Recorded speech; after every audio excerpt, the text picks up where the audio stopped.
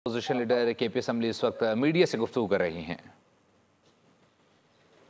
जो आईनी काम है इनको वैसे टार्चर कर, ये डेमोक्रेसी है का कल्चर जिस तरह ये तबाही ने और गवर्नेंस में और चीज़ों में की है, तो ये असम्बली के साथ भी वही खिलवाड़ कर रहे हैं। जिस तरह अंदर हमने बात की, ये इख्तियार है स्पीकर के पास, ये इख्तियार है गवर्नमेंट के पास।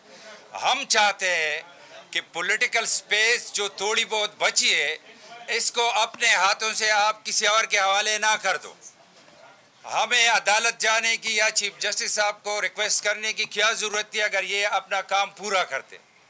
ये ओथ अगर आज ये लेते तो इसकी भी पॉलिटिकल स्टेचर में इजाफा होता। इसको खुद भी पता है अगर अभी नहीं हुआ तो इंशाल्लाह शाम को या कल हो जाएगा इंशाल्लाह। ये कोई भी नहीं रोक सकता। ये जिस बेंच का फैसला है रिव्यू बेंच था, उससे ऊपर कौन सा फोरम है कि ये जाकर उधर अपील करेंगे, कौन सा फोरम है कि ये रुकवाएंगे। 1.5 साल से हमारी नुमाइंदगी नहीं है सेनेट में, इस सूबे की नुमाइंदगी नहीं है। 1.5 साल से जो ख़वातीन है 50% ऑफ पॉपुलेशन है, उसकी नुमाइंदगी नहीं है, ये ओथ नहीं ले रहे। 1.5 साल से जो माइनॉरिटी है, जो इम्पॉर्टेंट फिगर है इस मुल्क का, उसकी नुमाइंदगी नहीं है। अजीब व गरीब लोग आए हैं। ये जिस तरह मैंने पहले कहा था कि ये सियासी नाबालिग है, ये सूबा आज जिसके हवाले है वो सियासी नाबालिग है। तो मैं आपकी वसातत से chief justice Peshawar high court आज ये मसला हल हो। शुक्रिया जी। अच्छा, ये बताएं कि इसके अलावा जो सेनेट इंतखाबात के हवाले से आपका फार्मूला था, तो इस फैसले से क्या उस पर असर पड़ेगा, क्योंकि हुकूमती रुकन ने जो है निशानदेही की है। ये इस तरह है, ये तो अजीब व गरीब ये है कि ये एजेंडा हमारा नहीं था, गवर्नमेंट का था। तो जो गवर्नमेंट 93 वो जो कहते रहे 3/4 मेजॉरिटी है, फला मेजॉरिटी है, ये कुरम नहीं पूरा कर सकते। ये किसकी रिस्पॉन्सिबिलिटी है? ये गवर्नमेंट की रिस्पॉन्सिबिलिटी है। सेनेट के इलेक्शन के हवाले से आपने जो बात की, तो इंशाल्लाह सेनेट के इलेक्शन भी होंगे इंशाल्लाह। वो जो फार्मूला हमने तय किया है, एक बार फिर मैं बताता चलो, लोग जो बातें करते हैं कि गवर्नमेंट और अपोजिशन ने ये फार्मूला लास्ट वीक से मैंने फ्लोट किया था कि बदकिस्मती से इस असम्बली का जो ट्रैक रिकॉर्ड है रिगार्डिंग सेनेट इलेक्शन, तो वो कोई अच्छा रिकॉर्ड नहीं है। तो इस सोच से कि हम इस सूबे से ताल्लुक़ रखते हैं कि ये चाप हम धो लें और ये कॉन्सेंसस से बात हो, तो ये मैंने फ्लोट किया था कि आपकी अददी नंबर ज़्यादा है, आप 6 सीटें ले लो और 5 अपोजिशन को दे दो, ताकि ये कल्चर ख़त्म हो। जिस तरह पंजाब में कॉन्सेंसस से हुए, लास्ट ईयर बलूचिस्तान में कॉन्सेंसस से हुए, फेडरल गवर्नमेंट में ये कॉन्सेप्ट ही नहीं है। हमारे सूबे के ऊपर एक धब्बा था, तो उसको साफ करने के लिए मैंने ये फ्लोट किया था और फिर हमारी बैठक भी हुई। आप लोगों को पता है कि गवर्नमेंट स्टिल ऑन बोर्ड है। गवर्नमेंट प्लस पीटीआई, उसकी लीडरशिप, उसकी स्टेटमेंट है, 5-6 का फार्मूला हमारा तय है।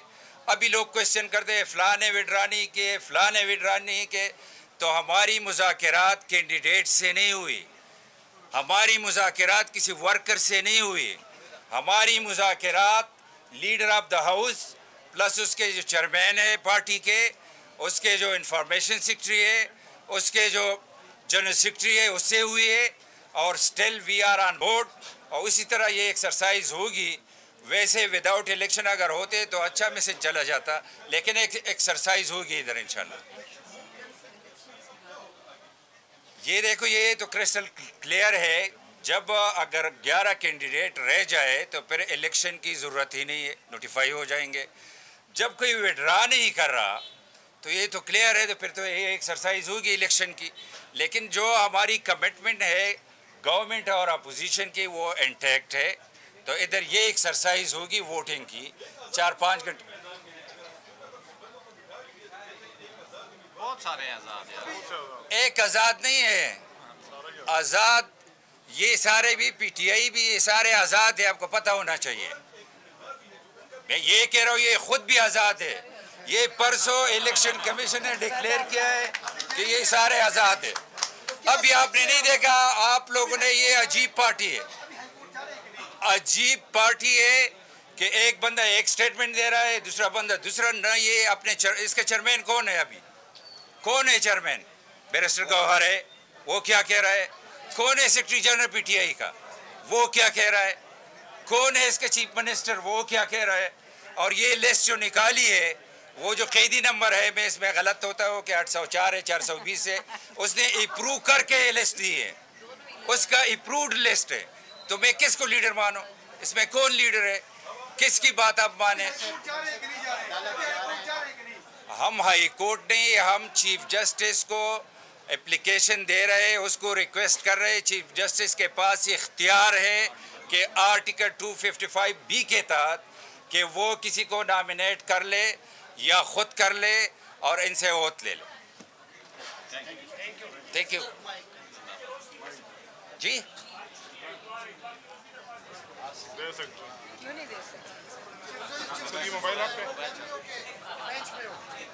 इस वक्त अपोजिशन लीडर केपी असम्बली खिताब कर रहे, मीडिया से गुफ्तगू कर रहे थे। उन्होंने कहा कि ये कोरम बुला सकते थे और ये इजलास रात को भी गैर आइनी काम के लिए बुला सकते हैं, लेकिन आइनी काम के लिए ताख़ीर करते हैं।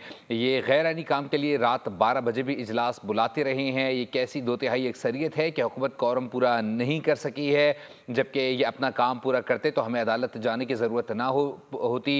और उन्होंने कहा कि हम चीफ जस्टिस को दरख्वास्त देंगे कि वो आर्टिकल 255B के तहत इसके लिए कोई शख्स मुंतखब करें। मखसूस नशिस्तों पर मुंतखब अरकान ने हल्फ उठाना था और अब ये हल्फ जो है वो 24 जुलाई को उठाया जाएगा। इजलास मुलतवी कर दिया गया है कोरम पूरा ना होने की बिना पर। और साथ ही साथ इस वक्त opposition leader doctor Ibadullah media से गुफ्तगू कर रहे थे। उन्होंने कहा कि जानबूझकर ये मामलात किए जाते हैं। तकरीबन उन्होंने कहा कि 12 साल से सेनेट में केपी की कोई नुमाइंदगी नहीं है। गैर आइनी काम के लिए रात 12 बजे भी इजलास बुलाया जाता रहा है। अगर हुकूमत चाहती तो कोरम पूरा हो सकता था। कोरम की निशानदेही पर पीटीआई के रुकन शेर अली आफरीदी ने की है। साथ ही साथ अपोजिशन लीडर केपी असम्बली ने कहा कि सुबह सियासी नाबालिग लोगों के हाथ में है, कोरम पूरा करना हुकूमत की जिम्मेदारी होती है।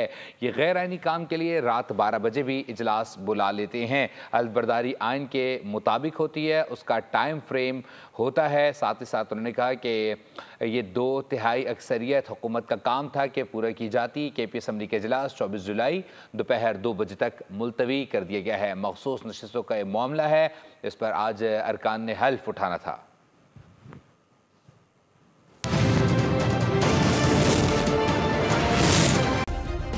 सब्सक्राइब करें और बेल दबाएं ताकि कोई खबर रह न जाए।